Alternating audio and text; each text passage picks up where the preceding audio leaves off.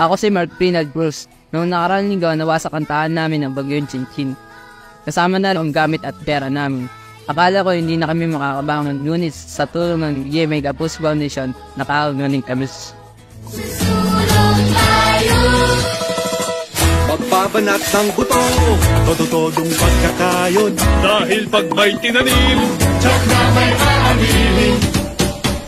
Tanim na kape. Ako si Sindo Magosol. 6 na taon na ako nagtitiis sa malabong paningin. Sobra ito na ako sa gawal sa aking pang-araw-araw, lalo na sa aking pag-aaral. Hindi ako makapili ng salamin dahil wala kaming sapat na pera para dito. Ngunit ngayon, nililinaw na ulit ang aking paningin dahil ito sa GMA Kapuso Foundation. Ang gigising sa pangarap mo, babangon tayo, susulong tayo. Dumating man ang mga panahon, puno-puno tayo ng problema.